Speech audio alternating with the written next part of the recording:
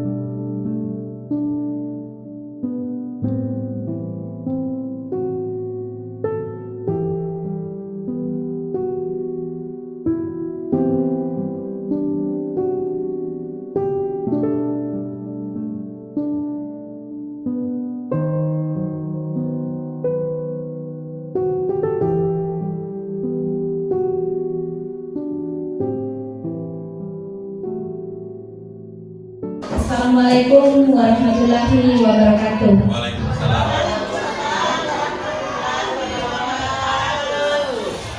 Yang terhormat Bapak Kepala Sekolah SMP Negeri 6 Wonomulyo, yang terhormat Bapak Wakil Kepala Sekolah SMP Negeri 6 Wonomulyo, yang terhormat Bapak Ibu Guru dan staf dari SMP Negeri 6 Wonomulyo.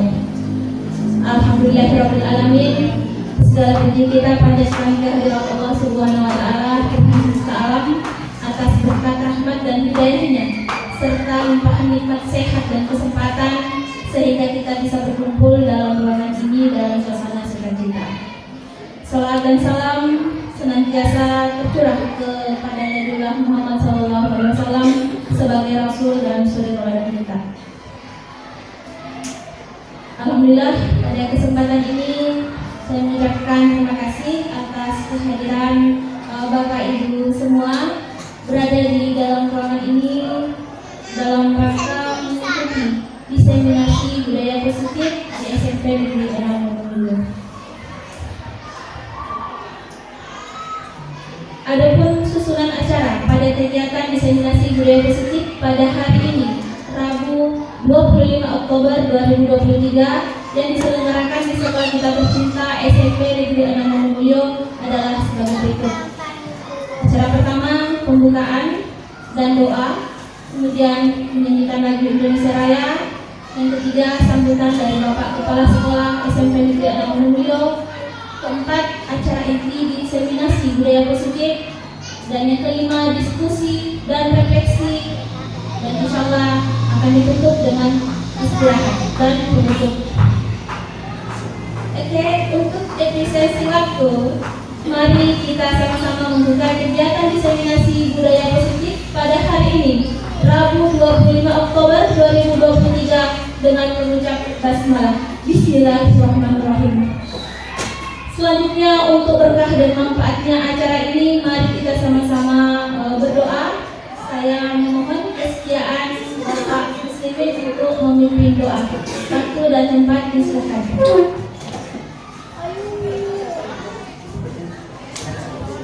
Assalamualaikum warahmatullahi wabarakatuh.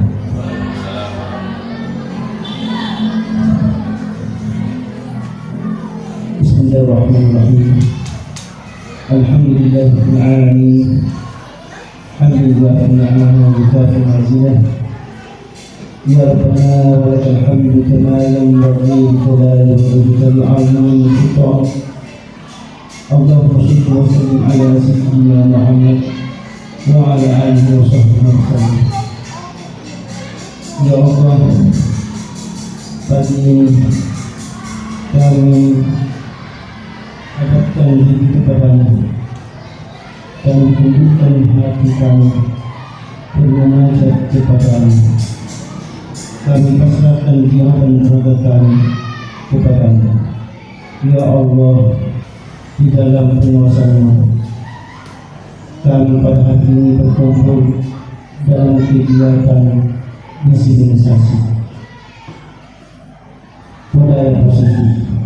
Karena itu ya Allah, lancarkanlah acara kami, berikanlah berkatlah acara kami, berkatkanlah pintu hati kami, berikanlah pemahaman dan jalan keluar dari setiap permasalahan kami.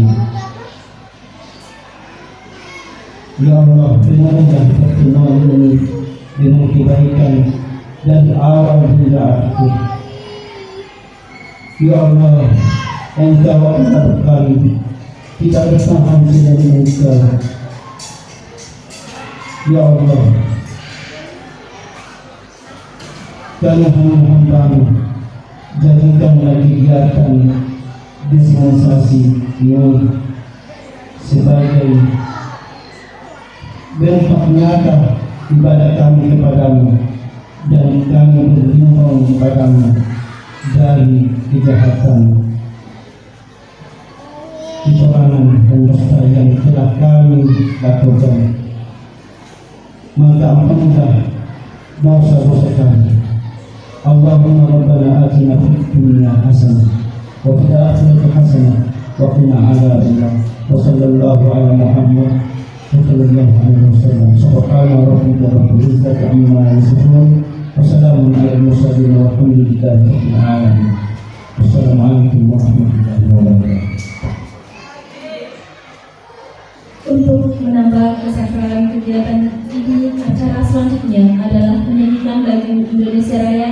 Hadirin dimohon berdiri.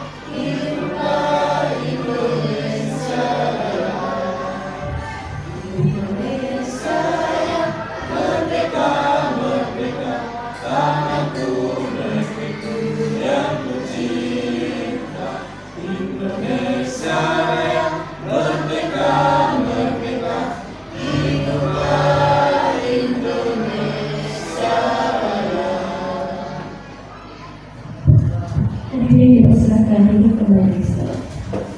Acara selanjutnya yaitu sambutan dari Bapak Kepala Sekolah SMP Negeri 6 Wonomulyo. Waktu dan tempat dipersilakan. Assalamualaikum warahmatullahi wabarakatuh. Dan selamat siang.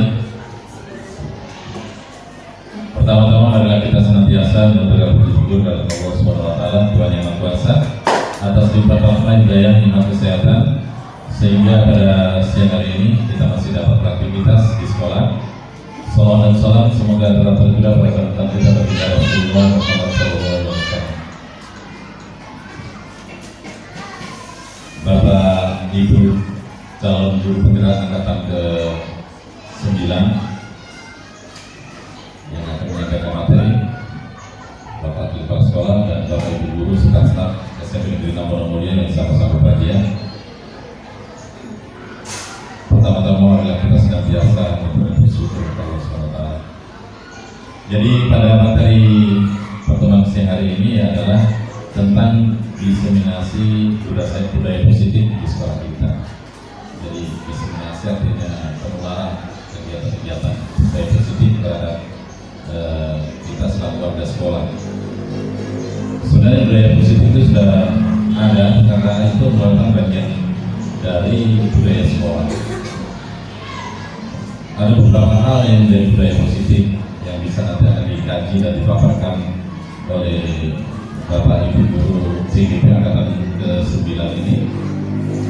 Kiranya nanti juga angkatan ke-8 juga sudah lebih dulu bisa membangkitkan kembali budaya positif yang ada di sekolah kita.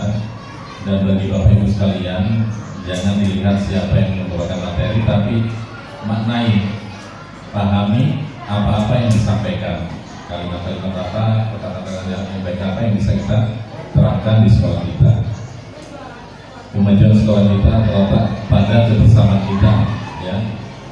Jadi apapun program bagusnya program sekolah, kalau tidak ada kebersamaan kita untuk saling bekerja sama sebagai warga sekolah, tentu apa yang diciptakan oleh sekolah itu tidak akan berhasil dengan baik. Jadi intinya kerjasama, saling membantu, saling mendukung, saling perhatian, saling menyayangi, saling mengingatkan dan sebagainya. Ya, saling menyayangi artinya ya saling mengingatkan apa tupoksi kita di posisi kita di sekolah ini. Ya, kalau selaku guru ya tugas pokoknya adalah guru bisa didukung dan ditiru, bisa dicontohi, bisa diteladani, ya bisa dipercaya, digugu kalau bahasa Jawa dipercaya.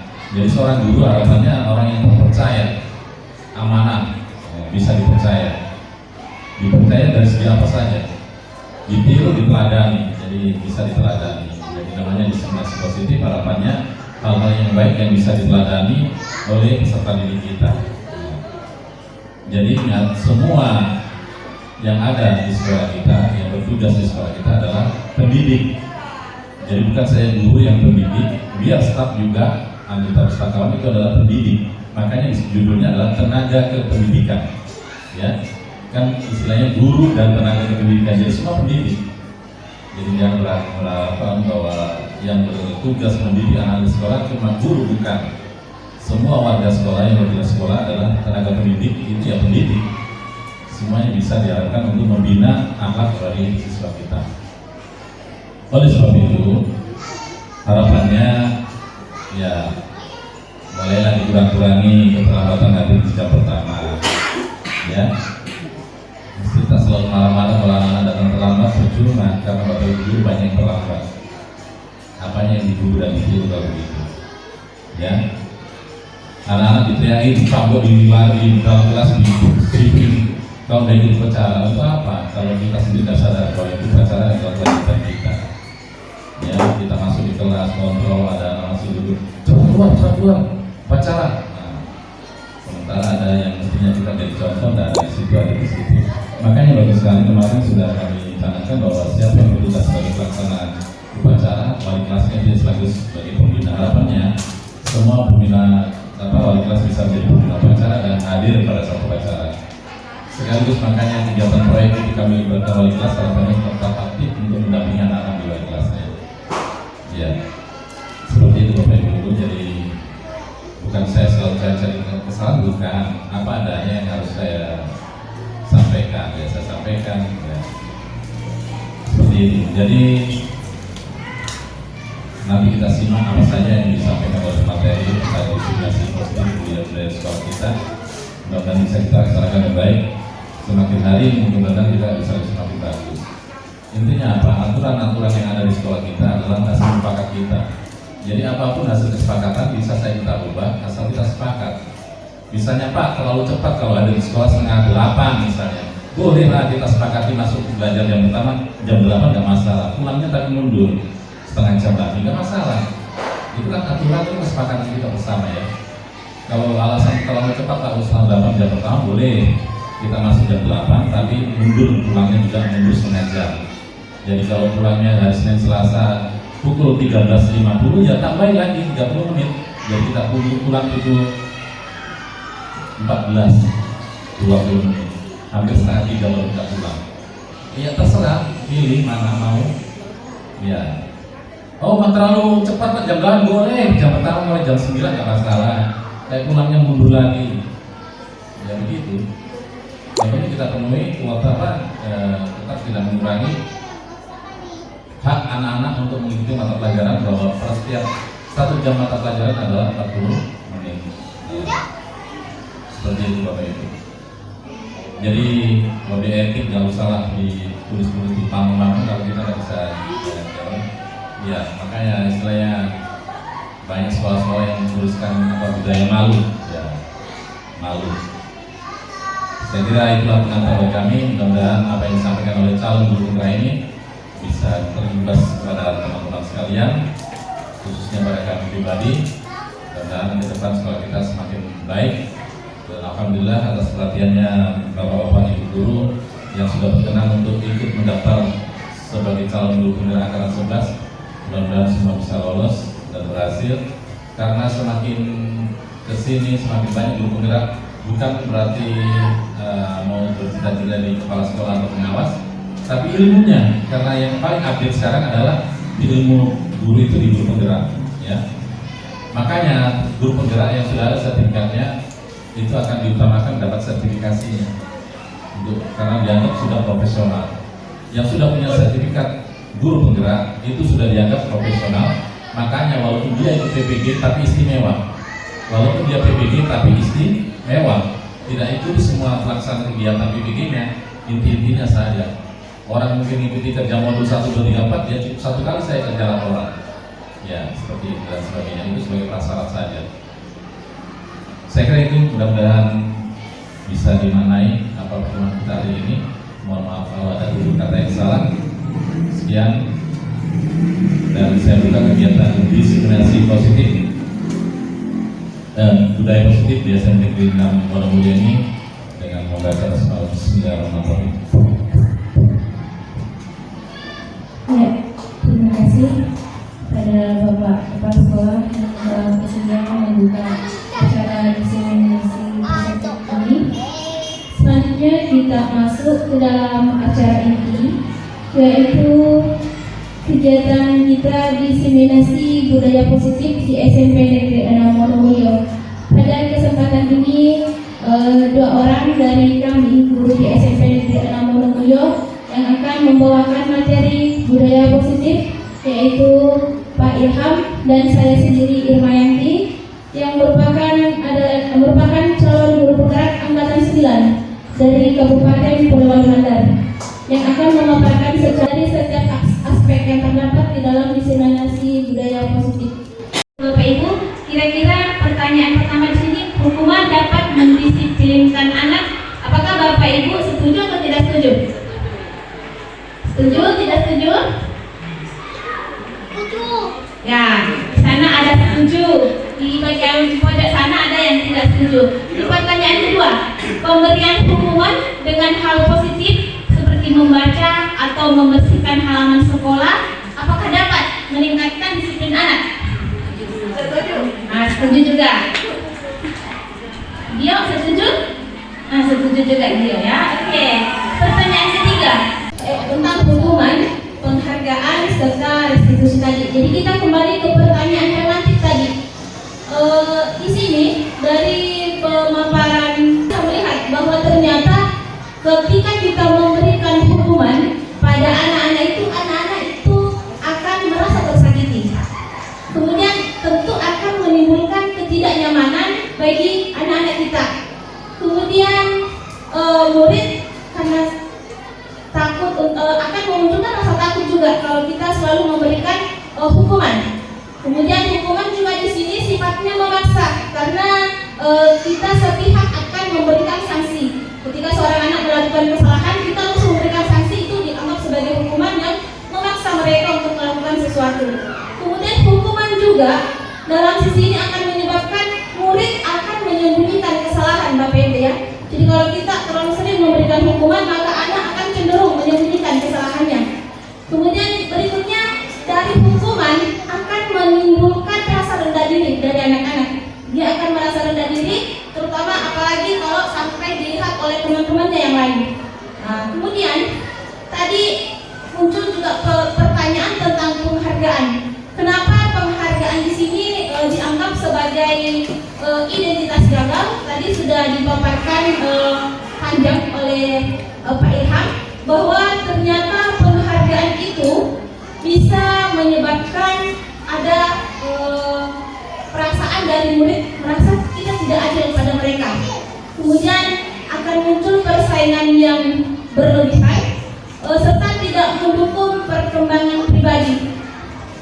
Penghargaan juga, dengan penghargaan yang kita berikan itu melahirkan minat mereka secara eksklusif saja, dorongan dari luar saja, bukan dorongan dari dalam. Mereka mau bersaing hanya karena untuk mendapatkan suatu hadiah, reward atau sebagainya. Itulah kenapa penghargaan pada posisi ini dianggap sebagai identitas gagal. Kemudian pada bagian konsekuensi, jadi konsekuensi mungkin sudah berada pada tahap yang lebih baik dibanding hukuman maupun penghargaan. Konsekuensi di sini kita memberikan sanksi dalam bentuk kesepakatan dengan anak-anak ketika dia melakukan pelanggaran, kita memberikan sanksi. Tetapi cara tersebut itu dianggap sebagai penguatan jangka pendek saja.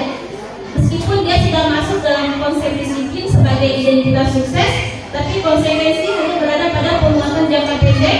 Dan di sini kita harus selalu melakukan monitoring. Kita harus selalu memantau mereka, apakah mereka masih mau melaksanakan konsekuensi yang sudah dibuatnya. Kemudian stimulus, respon, kita harus selalu melihat bagaimana responnya. Kemudian dengan adanya konsekuensi, kita mengajari agar murid menghormati peraturan. Dan yang terakhir dari konsekuensi itu salah satunya adalah dia kehilangan waktu untuk merenungi kesalahan karena dia hanya terfokus pada peraturan yang dibuat. Kemudian yang terakhir dari tingkat konsep disiplin dengan identitas sukses ini yang berikutnya adalah restitusi. Restitusi di sini murid akan bertanggung jawab. Jadi kita diharapkan ketika anak-anak menemukan permasalahan atau pelanggaran, kita berusaha berada pada konsep disiplin restitusi, yaitu murid di sini tujuannya agar ketika penerapan itu diterapkan, murid itu bertanggung jawab atas perilakunya. Kemudian dengan restitusi kita fokus pada pemecahan masalah dalam waktu jangka panjang. Jadi bukan hanya jangka pendek seperti tadi ya.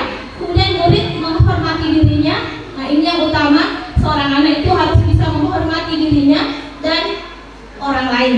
Kemudian teori kontrol di sini, anak-anak harus bisa memegang kontrol untuk dirinya. Kemudian murid bersemangat untuk memperbaiki kesalahan. Kembali ke pertanyaan pemantik Bapak Ibu, masih bertahan dengan jawaban awal bahwa hukuman dapat mendisiplinkan anak itu, setuju atau tidak setuju? Alhamdulillah, ketika kita sudah melihat pemaparan dari Pak Ilham, akhirnya sudah ada yang berubah bahwa hukuman itu bukan semata hukuman yang dapat mendisiplinkan anak. Kita di sini akhirnya tidak setuju bahwa hukuman dapat mendisiplinkan anak. Kemudian kalau pemberian hukuman dengan hal positif seperti membaca atau membersihkan halaman sekolah dapat meningkatkan disiplin anak. Bagaimana Bapak Ibu? Masih pada konsep setuju atau tidak setuju? Oke. Hukuman dalam katanya masih tetap sama, Bu, Pak. Hukuman dalam bentuk negatif ataupun dalam bentuk positif kepada anak itu tetap sebagai hukuman, tetap itu tidak masuk ke dalam identitas gagal. Meskipun kita merasa hukuman ini berbau positif, hukuman ini nampaknya berpositif, tapi sebenarnya ini masih tetap kepada konsep disiplin identitas gagal. Kemudian yang tadi, memberikan penghargaan dapat meningkatkan motivasi belajar anak. Bagaimana? Masih pada keyakinan setuju dengan tidak setuju? Kalau pada bagian penghargaan, kita mungkin masih berada pada dua kebimbangan ya. Ada yang setuju dengan tidak setuju. Jika penghargaan itu dalam bentuk benda, bisa saja hal negatif tadi muncul dan bisa mematikan kreativitas anak.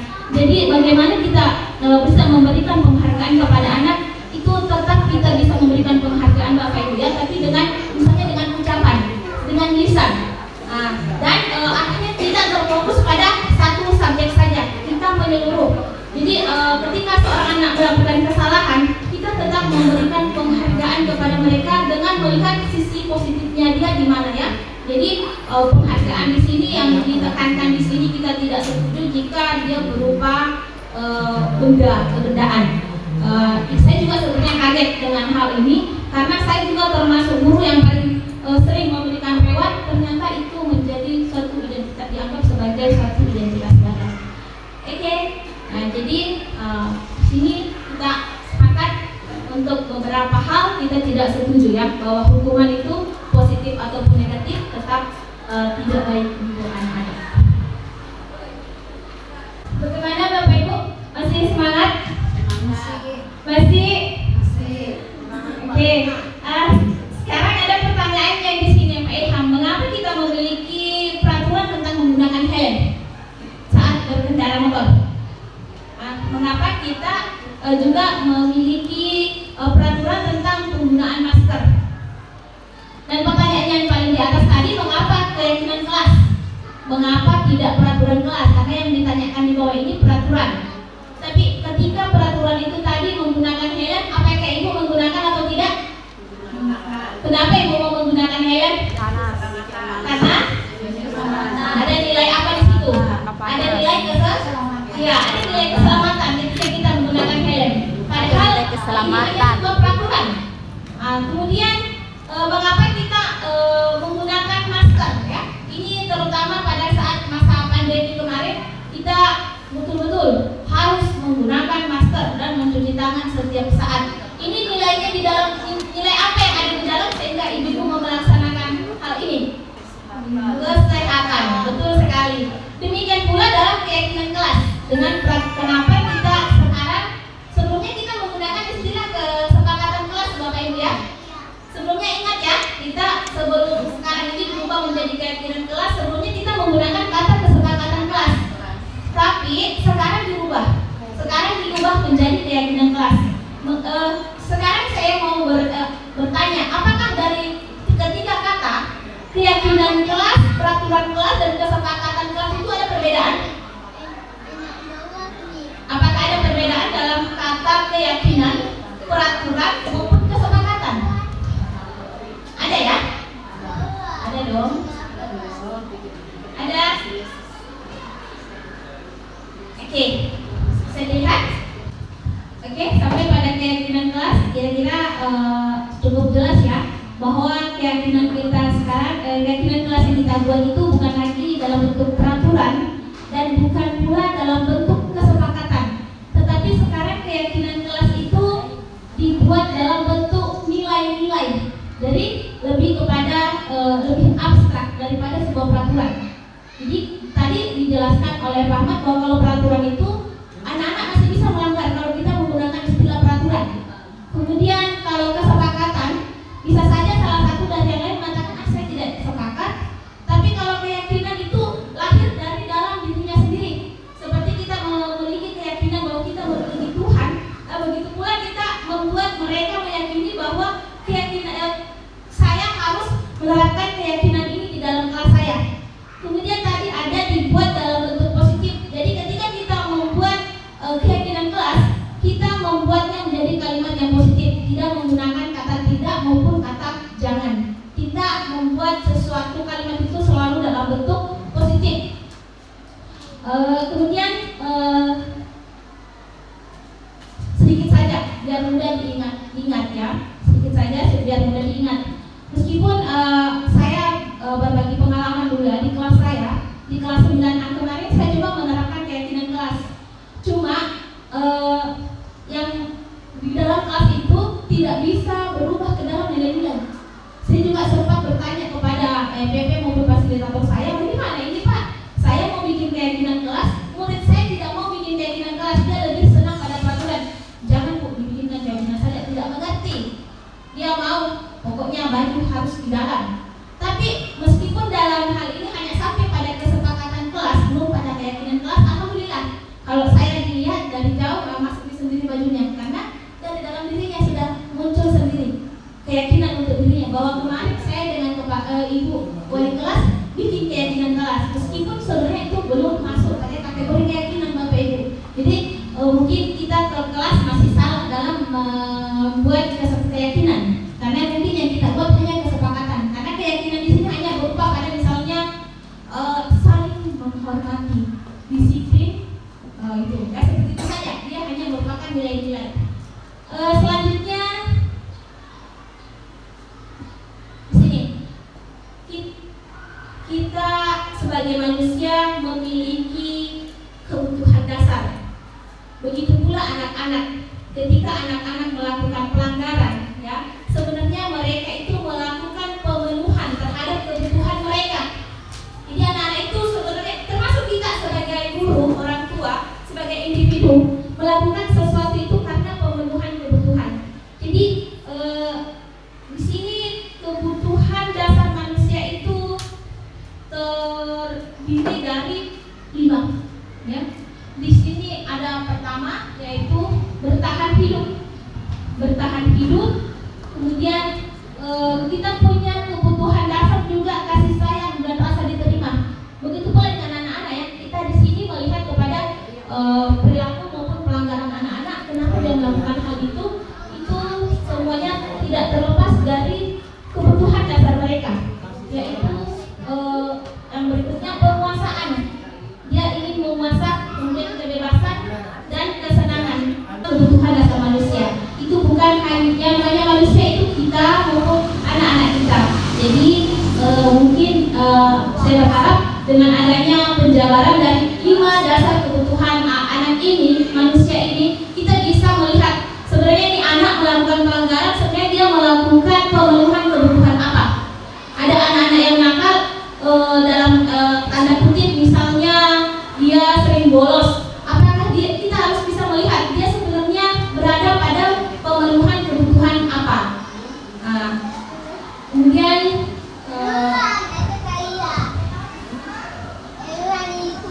kita lanjut kepada teori kontrol ya.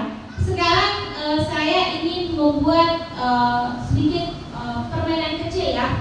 Saya ingin membuat sedikit permainan. Mungkin bisa Ibu Nur Hidayah, Ibu Rusda, kemudian Ibu Lin ke sini. Ini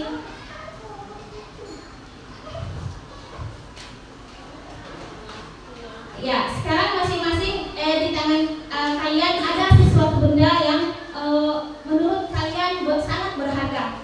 Kemudian coba genggam di dalam telapak tangan kalian, dikepal dengan sekuat-kuatnya. Saya mohon kerjasamanya dengan Ibu Milda, Ibu Ica, dengan siapa ya? Ibu Nopi, sama-sama Ibu ya. Coba yang Ibu Ica, Ibu Milda dan Bu Nopi meminta kepada Ibu Lin, Ibu Daya dan Bu Rusda untuk memberikan hal tersebut. Tetapi Ibu Lin, Ibu Daya maupun Ibu Rusda harus mengepal sekuat tenaga. Ibu yang lain boleh memaksa, mengancam, membujuk, boleh melakukan bagaimana saja ya. Bagaimana teman-teman bisa mencoba sekuat tenaga dengan berbagai cara untuk memberikan hal tersebut. Jadi bisa ngajuin,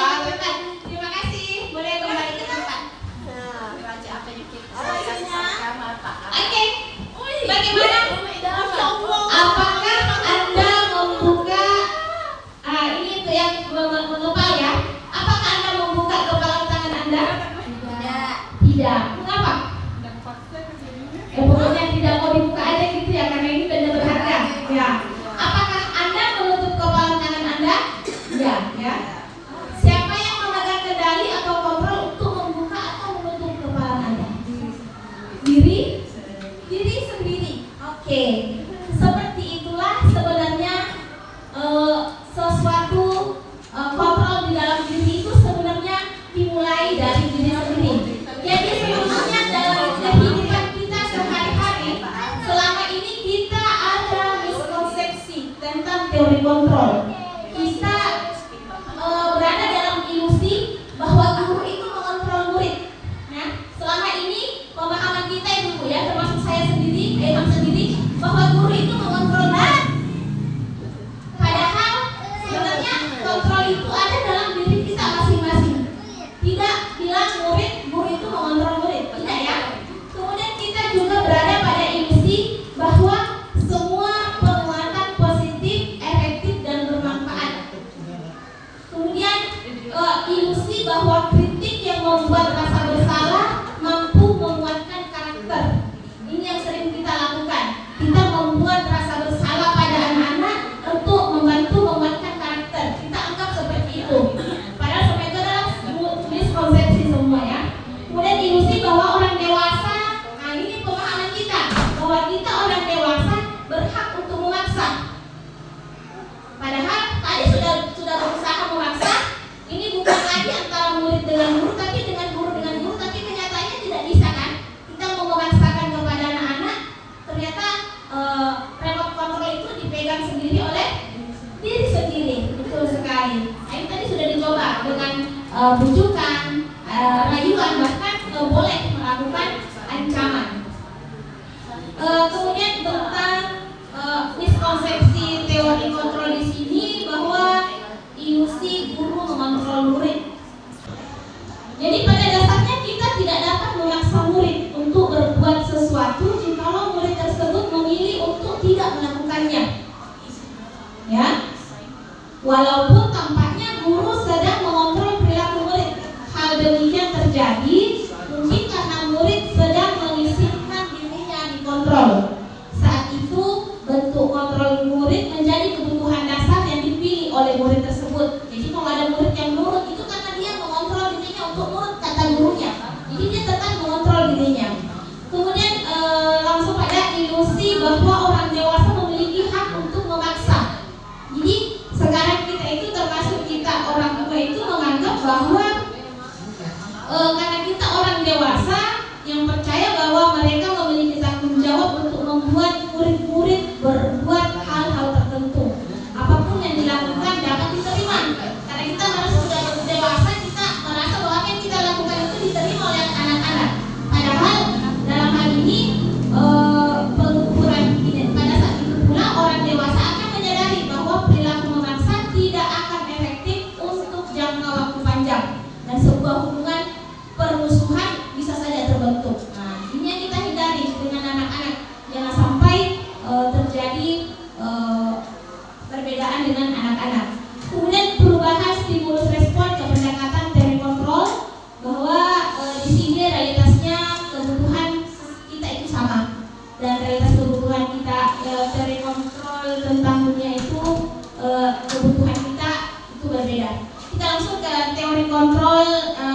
Dr. William Glasser di sini sebagai suatu bentuk pendekatan dalam bidang psikologi yang menekankan pada peran kontrol diri sendiri yang kayak tadi ya dalam perilaku individu, bahwa manusia memiliki kebutuhan dasar untuk mencapai kontrol atas hidup dan perilaku mereka, berujung pada kemampuan individu untuk mengendalikan dan mengarahkan tindakan mereka sendiri, membuat pilihan yang sesuai dengan nilai-nilai pribadi dan bertanggung jawab atas hasil dari pilihan-pilihan tersebut. Ini merupakan konsep sentral dari teori tersebut yang dianggap sebagai faktor kunci dalam mencapai kebahagiaan dan kualitas hidup yang lebih baik. Nah, sekarang Bapak Ibu coba lihat, kira-kira Bapak Ibu sekarang berada pada posisi kontrol seorang guru sebagai apa? Di sini ada 5: penghukum, pembuat merasa bersalah, teman, pemantau atau manajer. Kita lebih cenderung pada posisi kontrol yang mana? Teman. Tapi saya jujur, saya juga pernah pada posisi penghukum. Apa Bapak Ibu juga pernah pada posisi itu? Pernah. Pembuat rasa bersalah. Nah ini sebelumnya saya merasa itu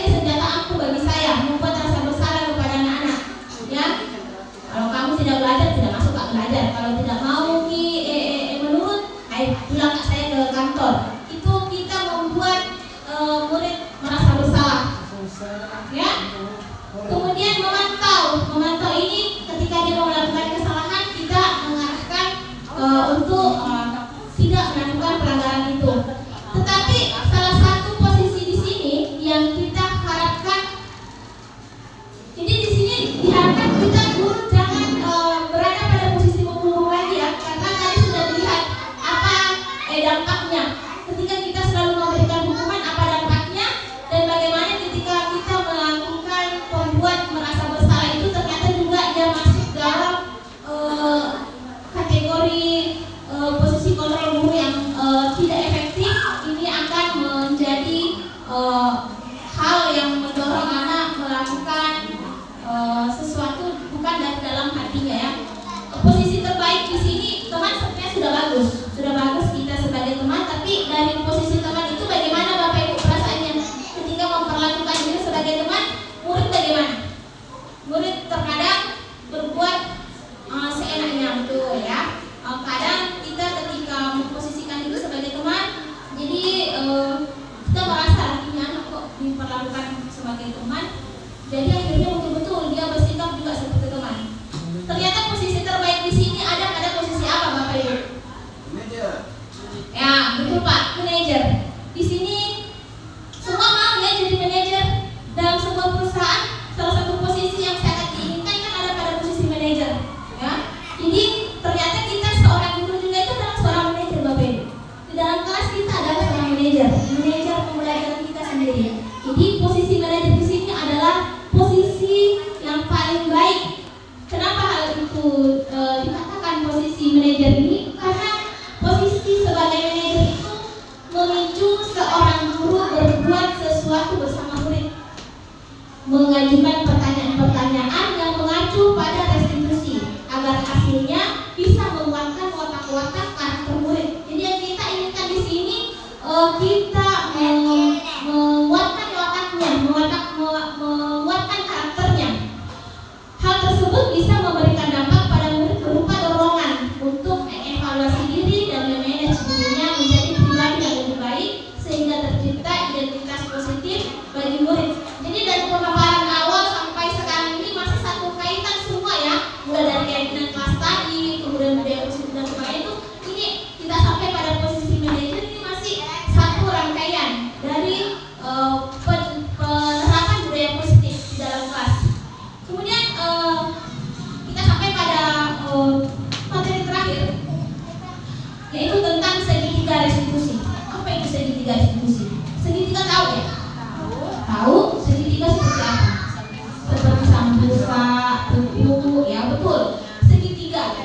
Jadi dalam segitiga restitusi bentuknya juga tidak jauh beda dari sambusa maupun pupuk ya. Gambarnya bisa seperti ini ya, bahwa segitiga restitusi itu dibentuk dari pertama menstabilkan identitas. Jadi kembali ke restitusi tadi ya, kita kembali melihat apa pengertian dari restitusi, yaitu proses menciptakan kondisi bagi murid untuk memperbaiki kesalahan. Jadi kita bawa anak untuk memperbaiki kesalahannya sehingga mereka bisa kembali kepada kelompok mereka. Jadi ketika dia melakukan kesalahan, dia mau memperbaiki kesalahannya dan dia bisa kembali ke lingkungannya dengan karakter yang lebih kuat. Kemudian restitusi juga membantu murid memiliki tujuan. Jadi di sini dia bisa lebih disiplin positif, memulihkan dirinya setelah berbuat salah. Jadi setiap anak itu meskipun dia kerap melakukan kesalahan, sebenarnya dalam dirinya itu dia butuh pemulihan.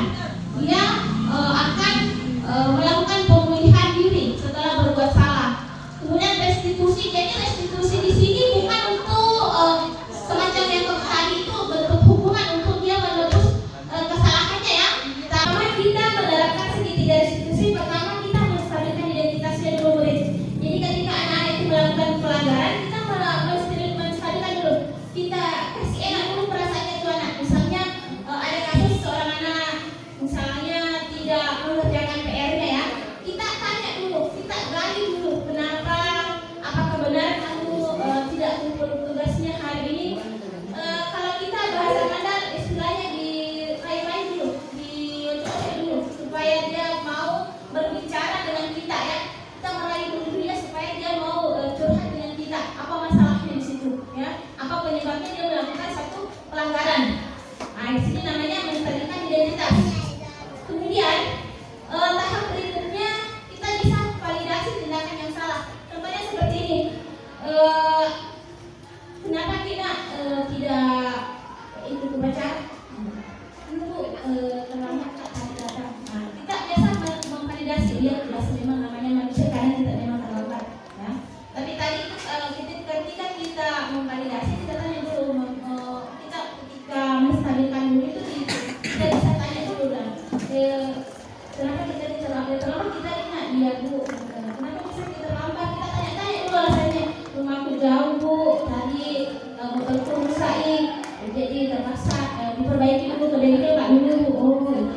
Terus ditanya lagi, kita masuk ke tahap validasi tindakan yang salah. Kita dia salah dan kita memvalidasi bahwa perbuatan salahnya itu karena terlambat itu, ya, makanya kita menganggap itu sebagai manusiawi. Tetapi kita mengatakan bahwa jangan membiasakan kita terlambat, ya, karena kita diikat oleh peraturan. Jadi ibu juga, misalnya saya mengatakan begini, ibu juga biasa terlambat, tetapi kebiasaan terlambat itu jangan diulangi karena itu bukan hal yang baik. Terus kemudian yang ketiga, tahap yang ketiga, kita kembali ke keyakinan kelas yang kita buat tadi. Kita tanya itu anak, kira-kira keyakinan kelas apa yang anak-anakku langgar. Nah, dia akan menjawab sendiri bahwa Bu, saya melanggar keyakinan kelas, yaitu disiplin atau datang tepat waktu. Terus bagaimana nak?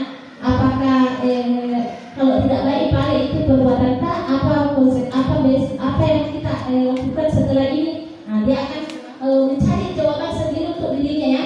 Misalnya minggu depan tidak terlambat kakak Bu, cepat kakak bangun, kalaupun paling motor cepat kak cari bantuan. Nah, seperti itu. Jadi restitusi di sini kita tidak hukum, kita tidak marahin, kita tidak ambil pilih di situ di depan bendera, hukuman 10 menit. Tidak seperti itu lagi, ya.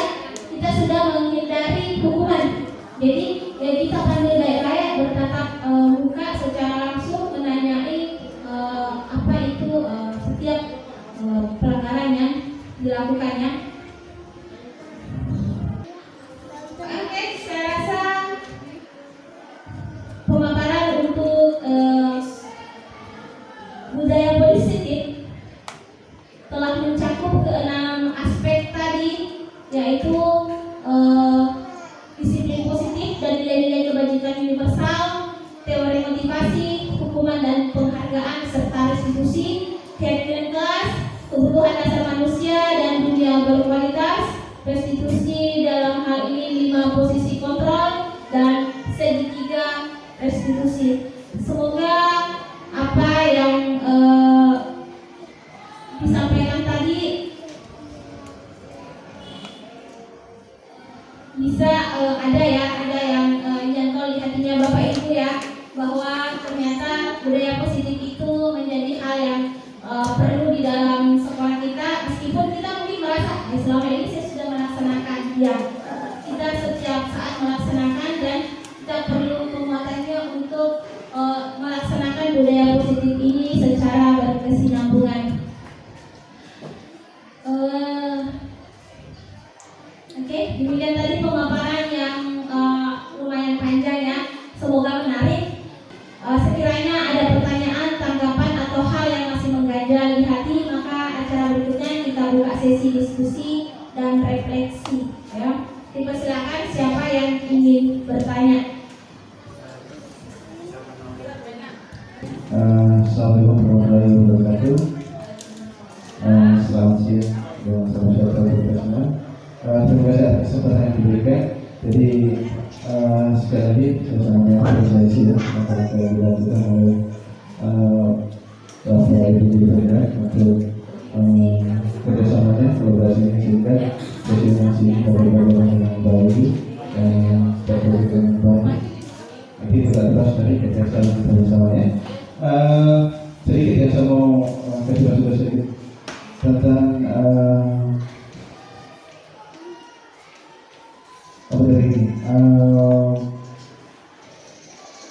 Dia posisi kontrol, jadi saya tidak mungkin bahwa posisi lima kontrol itu dalam penerapannya itu sebenarnya tidak bebas dari itu dipengaruhi oleh pengalaman kita, bagaimana sikap kita, bagaimana kita berinteraksi sebagai pendidiknya. Jadi sebenarnya kalau kita mau memilih yang mana yang paling bagus, maka kesepakatan kelas, aturan kelas, kemudian menjadi keyakinan itu, ya nanti sekali lagi Bapak Ibu, mari kita terapkan sama-sama. Ini budaya positif di sekolah kita itu sangat penting sekali. Mari kita sama-sama berkolaborasi bagaimana supaya diseminasi ini bukan hanya sebagai semacam kewajiban untuk melakukan ini saja agar kegiatan selesai, tapi mari kita sama-sama betul-betul melaksanakannya dalam sekolah kita supaya dampaknya terhadap sekolah kita, terhadap anak-anak kita itu dapat betul-betul kita rasakan bersama. Oke, saya kira itu saja yang perlu sampaikan. Sekali lagi saya sangat mengapresiasi kegiatan seminasi untuk siang hari ini. Bapak Ibu juga semuanya sangat aktif ya, mudah-mudahan kita berikutnya. Sekali lagi bahwa ini bukan tuntutan bahwa supaya nanti kalau saya juga lulus menjadi guru bergerak saya akan melakukan seperti ini, tidak seperti itu. Tapi penting sekali bahwa memang kita harus banyak belajar. Kalau kita tidak belajar dari pengibasan dari teman-teman kita yang sudah lulus seperti ini, kapan lagi kita belajar kalau formnya kita sekarang seperti ini. Oke, saya kira saya perlu sampaikan. Terima kasih.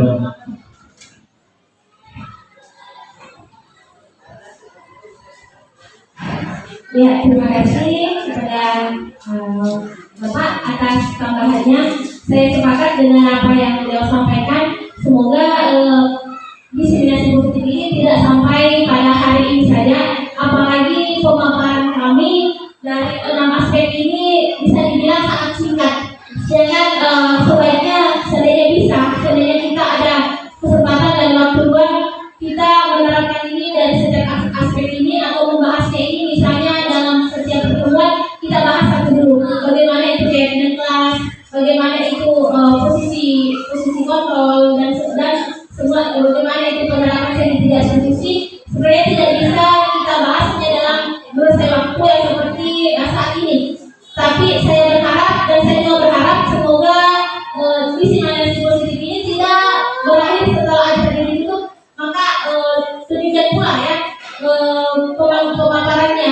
Saya berharap budaya positif ini bisa kita terapkan di kelas kita masing-masing, sehingga budaya positif ini dari kelas, dari kita pribadi, dari anak-anak, dari kelas akhirnya bisa mengikuti seluruh aspek yang ada di sekolah, hingga akhirnya anak-anak tidak kembali ke masyarakat, tetap membawa budaya positif yang didapatnya di sekolah ya. Oke? Kita masuk ke acara berikutnya ya. Kita masuk ke dalam acara istirahat. Tadi berrefleksi ya, bagaimana hasilnya Bapak Ibu? Apakah materi, apakah apa yang disampaikan pada siang hari ini, apakah ada tanggapan dari Ibu Gurunda ya? Bagaimana hasil refleksinya pada siang hari ini? Silakan. Alhamdulillah, luar biasa sekali pemaparan dari Pak Ilham dan Bu Nanti, alhamdulillah setelah mengikuti penerapan materi pelajaran diseminasi positif di SMP ini, saya mendapatkan banyak ilmu yang sebelumnya belum pernah saya dapatkan. Dimana seperti peraturan kelas, kesepakatan kelas yang selama ini yang saya lakukan di dalam kelas memang ada peraturan dan kesepakatan. Dan ternyata yang lebih tepat dari kesepakatan dan peraturan kelas itu adalah keyakinan. Akhirnya saya bisa mengetahui perbedaan dari ketiga hal tersebut. Kemudian masalah penghargaan hukuman kepada siswa. Selama ini mungkin saya melakukan hukuman kepada siswa tetapi yang kecil ternyata itu tidak efektif. Dan kemudian juga untuk penghargaan. Terkadang saya memberikan penghargaan kepada dia sebagai waktu kepada siswa untuk menghargai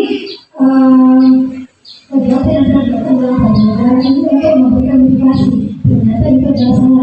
dan saya mendapatkan ilmu dari Pak dan Ibu Melati, yaitu konsultasi restitusi. Alhamdulillah ini sangat bermanfaat bagi saya karena ilmu yang sangat banyak di mana mendapatkan nilai normal dalam sekolah, termasuk berpikir itu bagaimana saling menghormati, di situ bagaimana menjalin hubungan antara murid dengan siswa. Selama ini mungkin saya juga memposisikan diri saya sebagai teman bukan kepada siswa, tapi ternyata itu juga tidak mengerti kepada siswa sebagaimana terhadap kita, karena kita menganggap siswa itu adalah teman, tetapi kita memposisikan diri kita sebagai teman. Alhamdulillah sangat bermanfaat ini yang disampaikan oleh Bu dan banyak. Assalamualaikum warahmatullahi wabarakatuh. Alhamdulillahirrahmanirrahim, kita kembali berada di akhir penghujung acara kita, yaitu istirahat dan penutup. Terima kasih sekali lagi, saya ucapkan banyak terima kasih atas kehadiran Bapak Ibu bersama kami dalam kegiatan diseminasi positif di SMP Negeri 6 Wonogiri. Semoga apa yang kita dapatkan pada siang hari ini dapat diimplementasikan dalam kehidupan kita sehari-hari, sehingga apa yang diperoleh pada hari ini dapat bermanfaat dan berkah bagi kita semua. Mohon maaf atas segala kekurangan jika kebenaran itu semata datang dari Allah dan kekurangan itu semata lahir dari diri saya sendiri. Mohon maaf atas segala kekurangan. Wabillahi taufiq wal hidayah. Wassalamualaikum warahmatullahi wabarakatuh.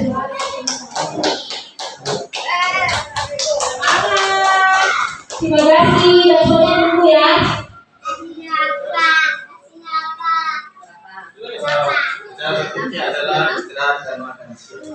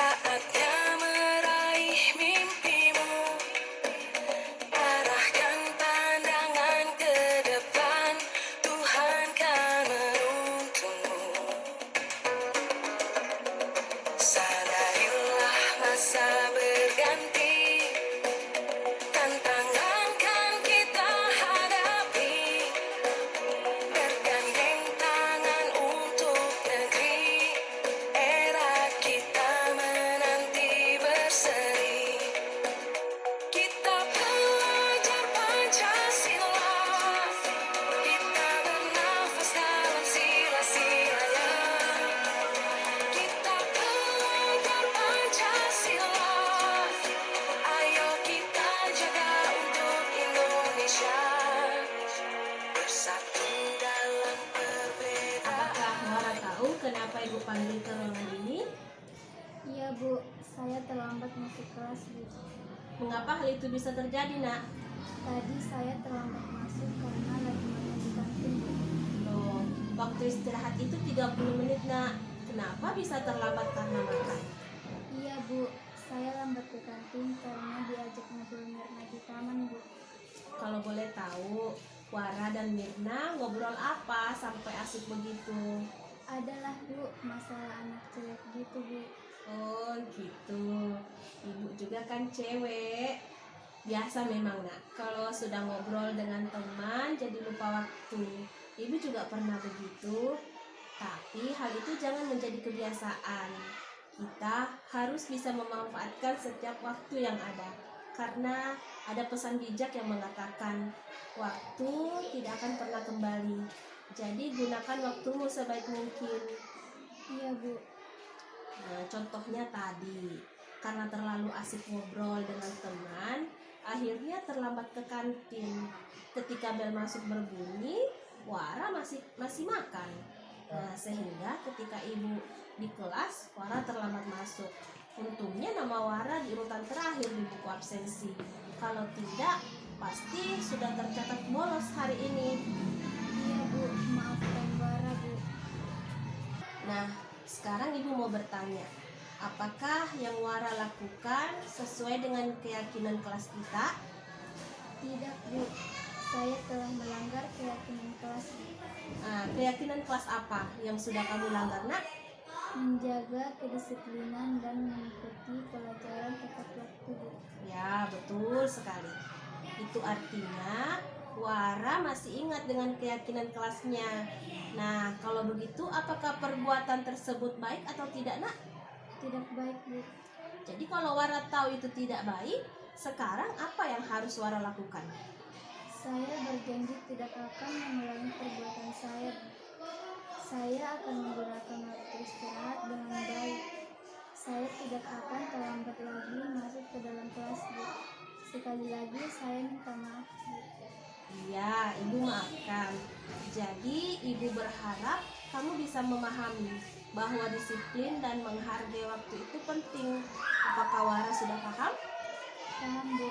Alhamdulillah. Sekarang kamu bisa kembali ke kelas untuk belajar dan terapkan apa yang sudah Wara sampaikan tadi ya. Iya Bu, terima kasih. Saya pamit untuk ke kelas dulu Bu. Iya Nak, semangat ya.